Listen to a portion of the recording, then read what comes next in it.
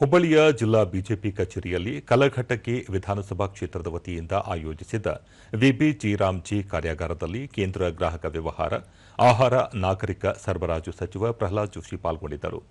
ಈ ವೇಳೆ ರಾಜ್ಯಸಭಾ ಸದಸ್ಯ ನಾರಾಯಣ್ ಸಾಬ್ ಹಾಂಡಿಗೆ, ವಿಧಾನ ಪರಿಷತ್ ಸದಸ್ಯರಾದ ಎಸ್ವಿ ಸಂಕನೂರ, ಕೇಶವ ಪ್ರಸಾದ್, ಮಾಜಿ ವಿಧಾನ ಪರಿಷತ್ ಸದಸ್ಯ ನಾಗರಾಜ್ ಛಬ್ಬಿ, ಧಾರವಾಡ ಗ್ರಾಮೀಣ ಬಿಜೆಪಿ ಅಧ್ಯಕ್ಷ ನಿಂಗಪ್ಪ ಸುತಗಟ್ಟಿ ಸೇರಿದಂತೆ ಹಲವು ನಾಯಕರು ಪಾಲ್ಗೊಂಡಿದ್ದರು. ಈ ಕುರಿತು ಸಾಮಾಜಿಕ ಜಾಲತಾಣದಲ್ಲಿ ಮಾಹಿತಿ ಹಂಚಿಕೊಂಡಿರುವ ಸಚಿವ ಪ್ರಹ್ಲಾದ್ ಜೋಶಿ, ವಿಕಸಿತ ಭಾರತ ಜಿ ಕಾಯ್ದೆಯ ಬಗ್ಗೆ ಕಾಂಗ್ರೆಸ್ ಪಕ್ಷ ತಪ್ಪು ಮಾಹಿತಿ ಹರಡುತ್ತಿದೆ.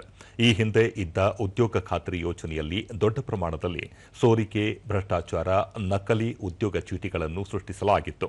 ಅದಕ್ಕೆ ಕಡಿವಾಣ ಹಾಕುವ ಉದ್ದೇಶದಿಂದ ವಿಬಿ ಜಿ ಯೋಜನೆಯನ್ನು ಜಾರಿಗೆ ತರಲಾಗಿದೆ ಎಂದರು. ಹೊಸದಾಗಿ ಜಾರಿಗೆ ತಂದಿರುವ ಯೋಜನೆಯ ಅಡಿ ಗ್ರಾಮೀಣ ಭಾಗದ ಜನರಿಗೆ 125 ದಿನಗಳ ಉದ್ಯೋಗ ಖಾತ್ರಿ ದೊರೆಯಲಿದೆ.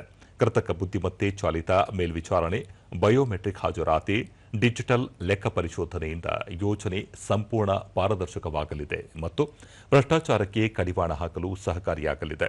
ಈ ಯೋಜನೆ ಗ್ರಾಮೀಣ ಭಾರತದ ಆರ್ಥಿಕತೆಗೆ ಹೊಸ ಶಕ್ತಿ ನೀಡಲಿದೆ, ಜೊತೆಗೆ ವಿಕಸಿತ ಭಾರತ ನಿರ್ಮಾಣಕ್ಕೆ ಮಹತ್ವದ ಹೆಜ್ಜೆಯಾಗಲಿದೆ ಎಂದು ತಿಳಿಸಿದ್ದಾರೆ.